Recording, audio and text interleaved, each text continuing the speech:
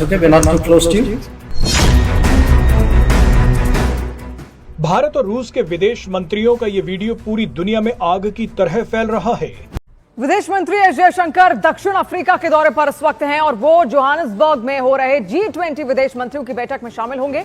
इस दौरान जयशंकर ने रूस के विदेश मंत्री से भी मुलाकात की है। जयशंकर की G20 फॉरेन मिनिस्टर्स मीटिंग में किरदार के बारे में। नमस्कार दोस्तों, कैसे आप सब। उम्मीद करते हैं आप सब बहुत अच्छे होंगे। दोस्तों आज का वीडियो काफ़ी शानदार होने वाला है क्योंकि आज हम बात करने वाले हैं G20 की। दोस्तों डॉक्टर जयशंकर जी G20 की मीटिंग में जा पहुंचे हैं और वहां पे जाने के बाद वहां के रूसी जो विदेश मंत्री हैं उनसे मिले हैं और उनको मिलने के बाद बहुत ही जोरों शोर से वीडियो वायरल हो रहा है। जोहानिसबर्ग साउथ अफ्रीका में 20 और 21 फरवरी 2025 को मुनक्किद हुई। इस मौजू पर हम कमर चीमा साहब से बात करेंगे। अस्सलाम वालेकुम सर। जी अस्सलाम वालेकुम, थैंक यू सर। आपने देखा कि डॉक्टर जयशंकर ने G20 फॉरेन मिनिस्टर्स मीटिंग के दौरान मुख्तलिफ ग्लोबल मसाइल पर अपने ख्यालात का इजहार किया, तो आपके नजदीक उनका ये किरदार G20 के एजेंडा को कैसे मौसर बनाता है?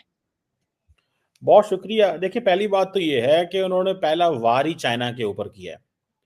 उन्होंने पहला वार ही चाइना के ऊपर किया है। उन्होंने कहा है कि there is no room for coercion. ठीक है जी। और एक तरफ आप देखें कि डॉक्टर जयशंकर जो है he wants to engage with India. अभी तक उनकी नॉर्मलाइजेशन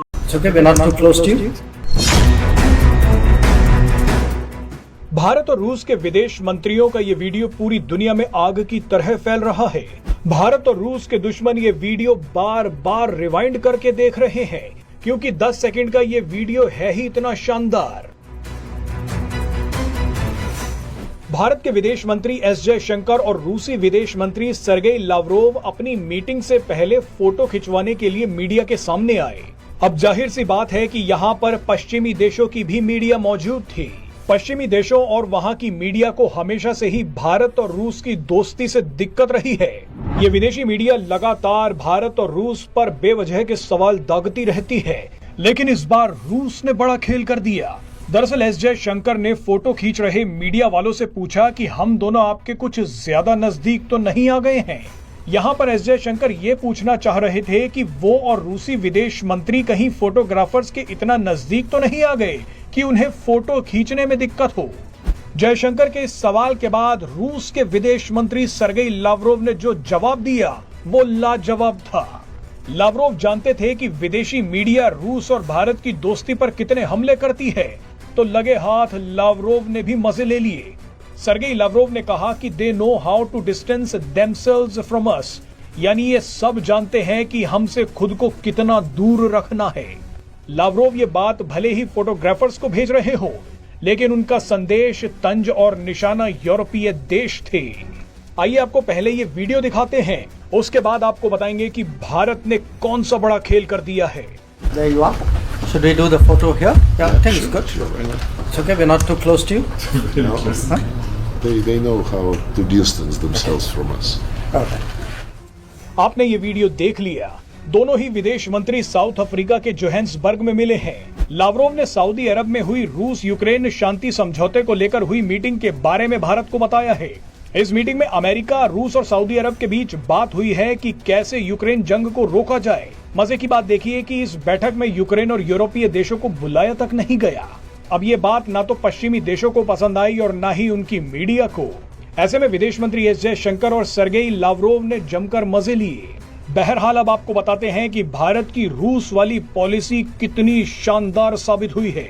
आप जानते ही हैं कि रूस ने यूक्रेन पर 24 फरवरी 2022 को जब हमला किया था, तब भारत पर चौतरफा दबाव था कि वो रूस के खिलाफ खुलकर सामने आए। उस समय अमेरिकी राष्ट्रपति जो बाइडेन ने कहा था कि इस पूरे मामले पर भारत का रवैया ढुलमुल रहा है। भारत ने रूस के खिलाफ पश्चिमी देशों की लाइन लेने से इनकार कर दिया था। बाइडेन ने जब भारत पर रूस से तेल ना खरीदने का दबाव बनाया तब भी भारत झुका नहीं। मगर अब ये पता चल रहा है कि भारत ने कितना सही कदम उठाया था। अमेरिका में डोनाल्ड ट्रंप ने आते ही बाइडेन प्रशासन यूक्रेन और यूरोपियन यूनियन को यूक्रेन जंग का जिम्मेदार ठहराया है। बाइडेन जमकर इन सभी को लताड़ रहे हैं। नौबत तो यहाँ तक आ गई है कि यूरोप और अमेरिका के बीच में जंग न शुरू हो जाए।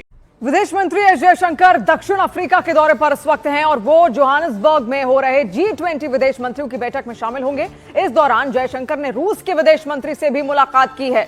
इसके बाद विदेश मंत्री ने एक्स पर पोस्ट भी लिखा कि जोहानिसबर्ग में रूस के विदेश मंत्री सर्गेई लावरोव से मुलाकात हुई, मिलकर खुशी हुई। दोनों देशों के बीच यूक्रेन युद्ध समेत द्विपक्षीय सहयोग पर चर्चा हुई है।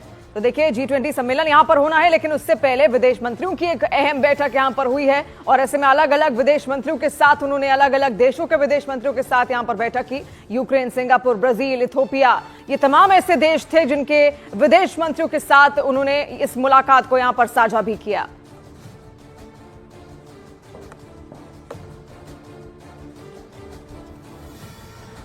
तो तस्वीरें आप देख रहे हैं, G20 विदेश मंत्रियों की बैठक हुई है। यह अहम मुलाकात यहां पर हुई है। इस मुलाकात को बेहद अहम भी यहां पर माना जा रहा है क्योंकि G20 शिखर सम्मेलन भी यहां पर जल्द ही होगा। लेकिन उससे पहले विदेश नीतियों को आखिर किस तरीके से मजबूत करना है, एक दूसरे के रिश्तों को आखिर किस तरीके से मजबूत करना है, सबसे अहम वही होता है। दुनिया में तमाम देश हैं, लेकिन ये देश अगर मिलकर काम करेंगे तो उन्नति की ओर एक साथ अग्रसर होंगे और यही कारण है कि संबंधों को, आपसी संबंधों को और ज्यादा मजबूत यहां पर करना बेहद जरूरी है। तो उन्हीं विदेश नीतियों को लेकर यहां पर चर्चा हुई है। अलग अलग देशों से जिनके साथ हल्के जो तनाव भी है उनको कैसे खत्म किया जाए, उसको लेकर विदेश मंत्री एस जयशंकर पहुंचे।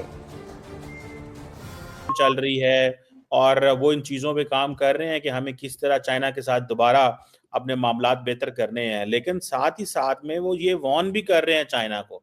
So it means the Indians don't trust China.